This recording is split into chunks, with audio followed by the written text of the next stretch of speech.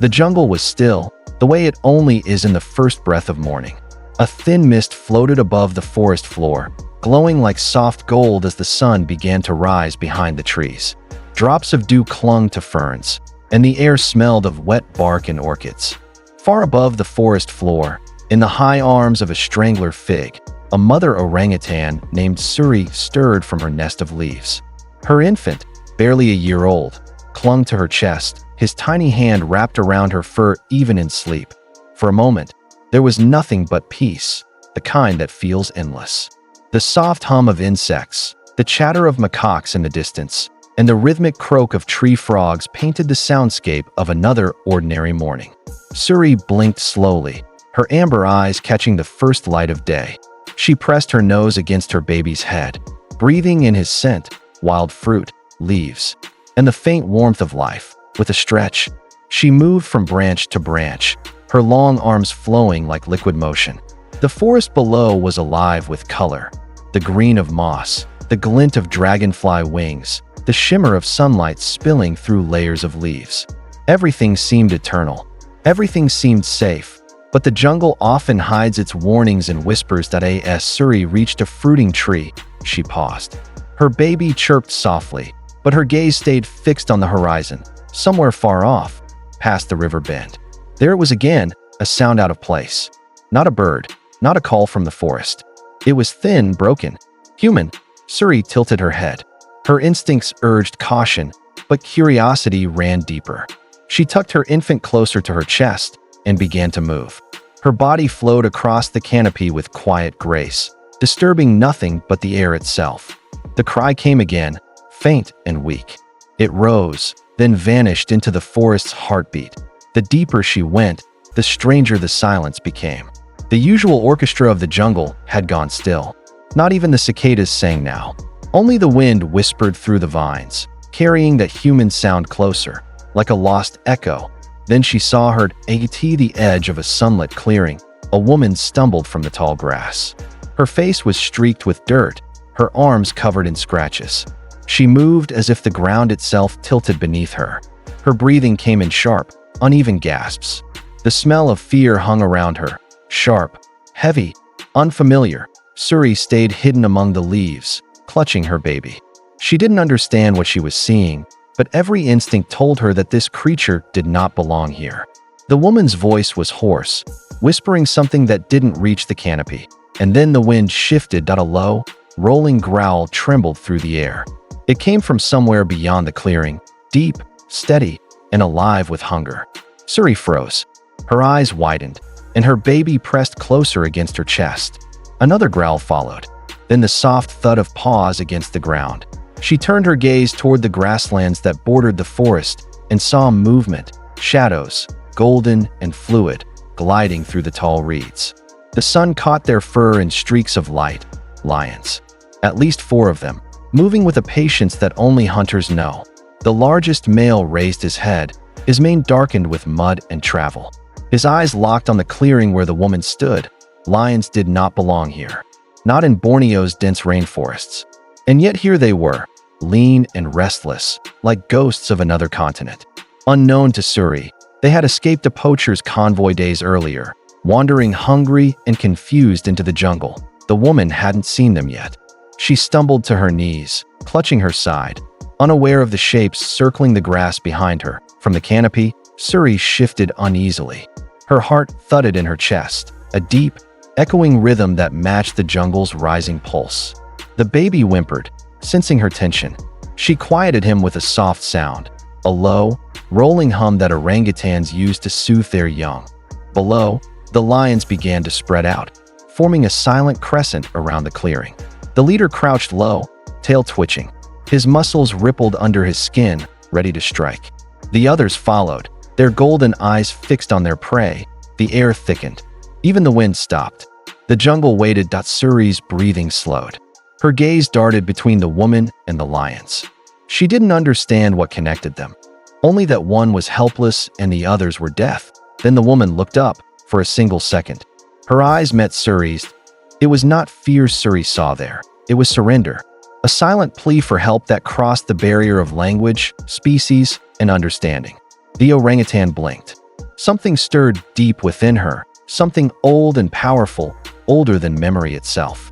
The same instinct that had made her fight off leopards, shield her child from falling branches, and chase away snakes. The instinct to protect, but the lions were moving now. The first one crept closer, head low, muscles coiling like ropes. The grass parted around him that a single bird cried out, startled from a branch, and that sound broke the silence. The woman stumbled backward, eyes wide. The lion pounced forward with a roar that split the morning open, and in that same heartbeat, Suri cried out from the treetops, a deep, guttural sound that rolled through the forest like thunder. The lions froze mid-step, startled by the sudden, unfamiliar voice. Her call echoed across the canopy, shaking loose a rain of leaves.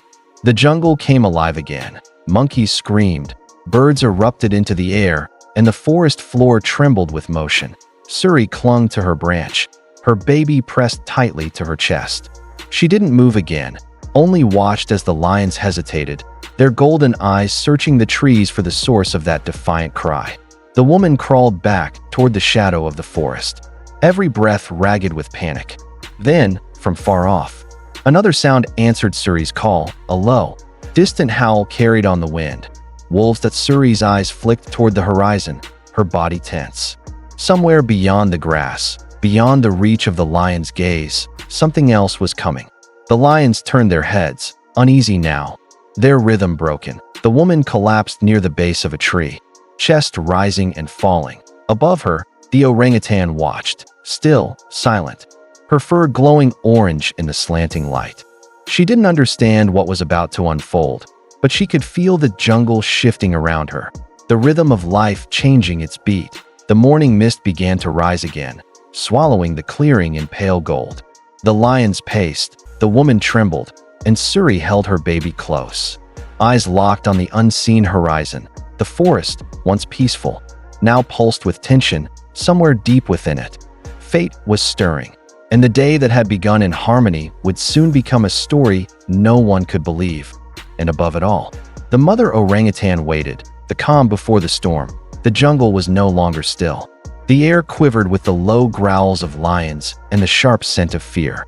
Dust clung to the heat, floating like smoke through shafts of golden sunlight. The woman's breath came fast and shallow.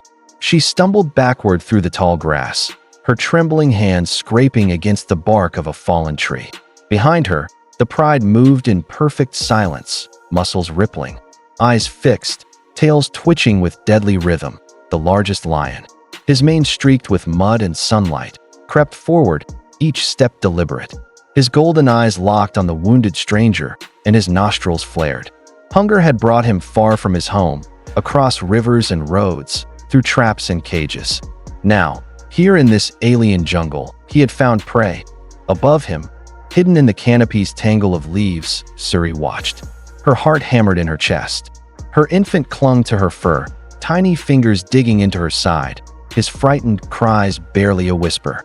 Every instinct told her to flee, to swing away into safety, to protect her child. But something stronger held her still. The woman below was helpless, her voice breaking into a hoarse plea that no one could understand. And yet, to Suri, it was familiar. It sounded like the same desperate calls of a mother who had once lost her own. That a deep rumble rose from the lead lion's throat, a warning, a declaration. The woman froze. She knew what came next.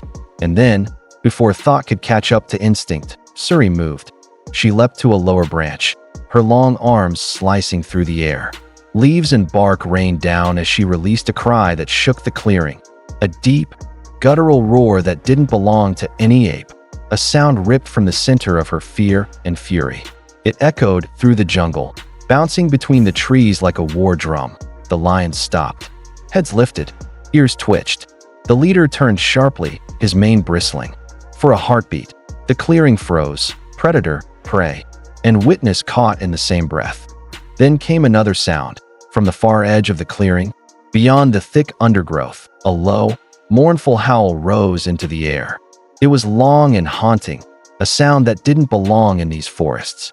The lion's ears flicked toward it. The woman blinked through the sweat and dust, confused. Another howl answered it. Then another.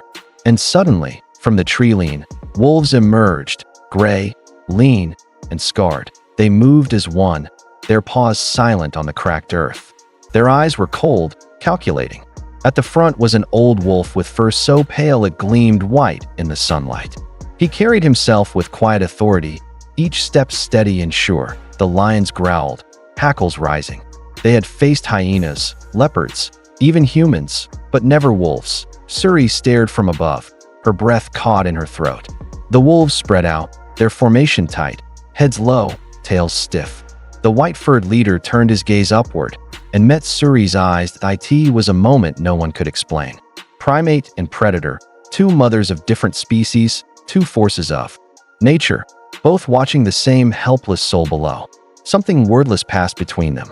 A flicker of understanding. A decision. The wolf turned back toward the lions and let out a sharp, cutting bark.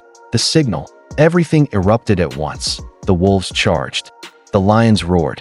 The jungle exploded into chaos. Dust and fur filled the air. The ground shook beneath the clash of muscle and claw.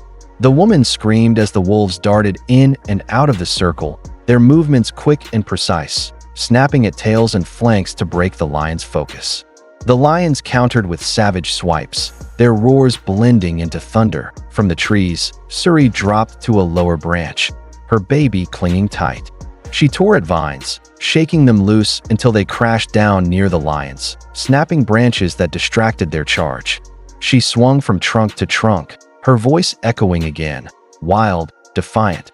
For a moment, the jungle itself seemed to fight back. The lead lion turned his fury toward the movement in the trees. His eyes caught the flash of orange fur above. With a snarl, he leapt toward the base of the nearest trunk, claws gouging bark, trying to climb. Suri swung higher, her arms trembling with strain.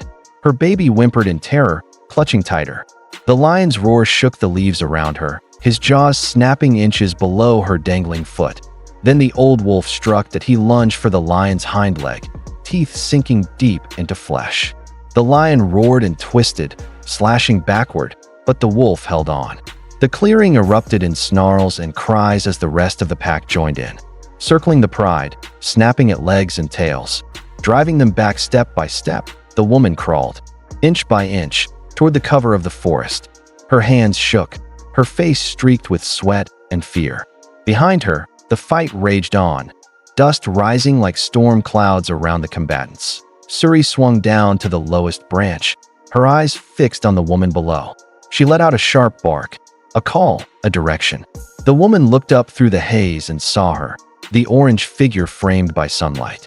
Pointing with her arm toward the riverbed beyond the trees, the woman followed, crawling through the ferns until her body disappeared into the shadows. Behind her, the battle reached its fever pitch. One of the younger wolves yelped as a lion's paw caught his side. The pack leader responded with a furious snarl, lunging again, forcing the lions backward. Blood spattered the dry ground, red on gold, silver on green. And then, finally, the lions broke. The leader backed away first, his mane heavy with sweat and dust. He growled once, not in defeat, but in warning, before turning toward the open plain. The others followed, limping, their bodies marked with claw and tooth. The wolves stood their ground until the last lion vanished into the tall grass. Only then did the pack's formation loosen. The white-furred leader limped slightly, his side torn, but his head stayed high.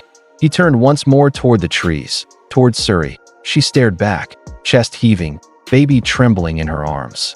There was no sound between them now, only the heavy breathing of the survivors. The wolf's eyes softened, a flicker of quiet respect, before he turned and led his pack into the shadows. The clearing fell silent again. The dust began to settle. Suri climbed higher, her body shaking with exhaustion.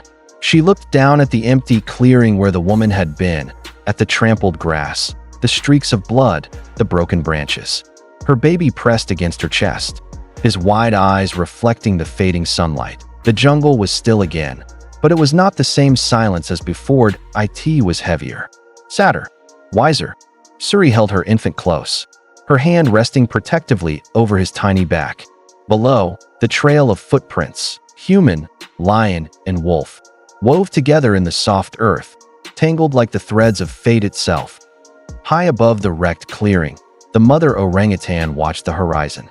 Somewhere out there, the woman still lived.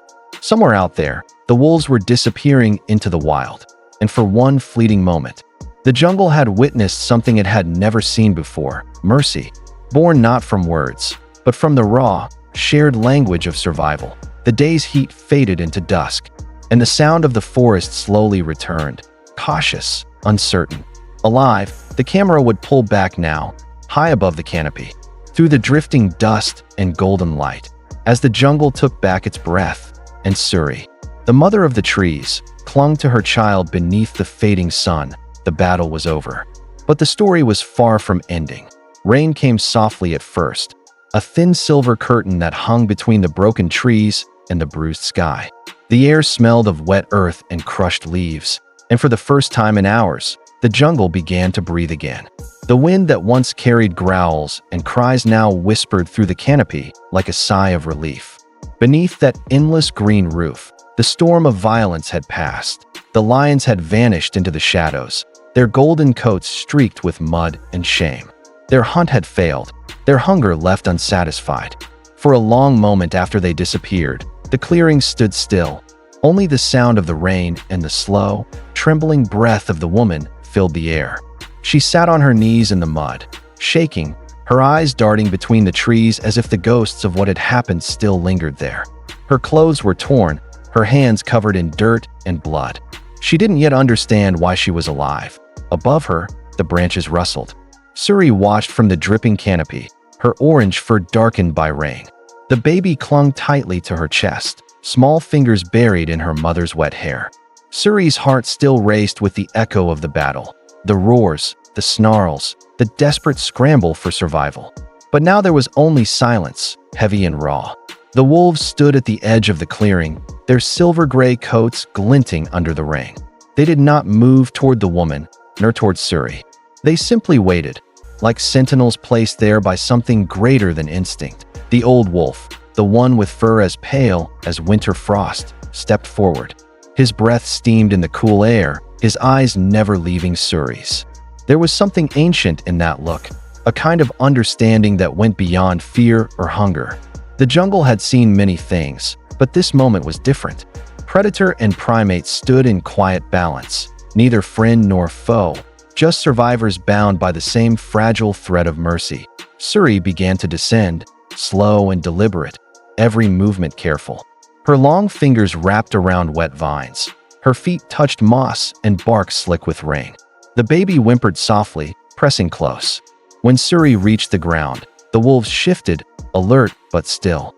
The woman froze, her eyes wide with disbelief.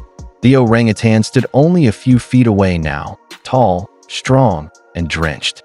Her face was calm, though her dark eyes carried a depth that no human word could name. For a long moment, neither of them moved. Rain fell harder, drumming softly against their skin. Then, Suri stretched out her arm. Her palm, rough and trembling, reached toward the woman. It was a gesture older than language, an offering not of dominance, but of peace. The woman hesitated. Every part of her screamed to run, to hide, to escape this wild place. But something in those eyes held her still. Slowly, almost fearfully, she lifted her hand and touched the orangutan's. It was warm, alive, real. For a single heartbeat, the chaos of the world seemed to fade. There were no predators or prey, no divide between species. Only two beings, both battered, both breathing, both alive because of each other. The woman's tears mixed with rain as her body shook, not from fear now, but from the fragile relief that comes when death passes by and life remains. The baby orangutan stirred, reaching out a small hand of its own. The woman let out a soft laugh, half sob, half wonder. She whispered something, a word lost in the rain, and Suri tilted her head as if she understood. Around them, the wolves began to move again. The old white leader gave one last low growl, not of threat, but of farewell. One by one, his pack slipped into the mist, their shapes fading between the trees like smoke. The last to disappear was the old one, his icy eyes lingering for a moment on the scene before turning away. Suri watched them vanish, her gaze following the direction they had come from, the wild north, where hunger had driven them south. She knew, in the quiet way only animals know, that this was the end of something rare. A brief alliance, born of fear and ended in peace. The jungle had chosen not to destroy itself that day. The rain softened.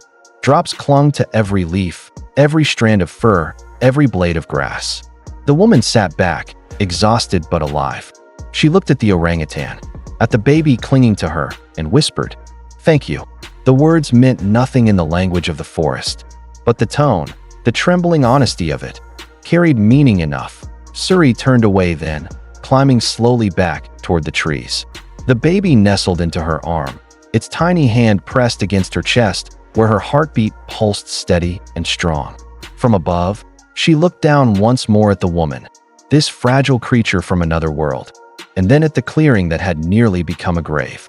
It was quiet now, almost peaceful. The woman remained there for a while, staring into the forest that had both nearly killed and miraculously saved her. She would never forget the eyes that met hers, the hand that reached out, the wolves that stood guard in silence. When she finally rose and walked toward the distant sound of a rescue team's jeep, she felt the jungle watching her, not with threat, but with a strange kind of grace. As the rain light faded and dawn began to rise, gold spilled through the thinning clouds. Shafts of light pierced the mist, painting the treetops in color again. Every droplet shimmered. The world, though scarred, seemed reborn. Birds called out hesitantly, testing the air. A monkey leapt between branches. Somewhere far off, a single wolf howl echoed, fading like a prayer carried on the wind. High in the canopy, Suri settled into her nest. Her child snuggled close, warm and safe. The jungle smelled of renewal, wet bark, wild orchids, and the faint sweetness of fruit beginning to ripen again. She listened to the forest's rhythm, the drip of rain, the rustle of wings, the steady hum of life resuming its endless cycle. Below her, the woman stopped once, turning back. Through the veil of rain, she thought she saw movement, a flash of orange fur, a silhouette framed by green. She smiled through her tears, unsure if it was real or just her heart wanting to believe. Either way, she would remember it, because on that day, the wild did not destroy her. It protected her, and long after she returned to the world of people, after she told her story to those who doubted and dismissed it, she would always come back to that single, impossible truth, that sometimes mercy is the wildest thing of all. The jungle held its breath once more. Then, softly, it exhaled. Life went on.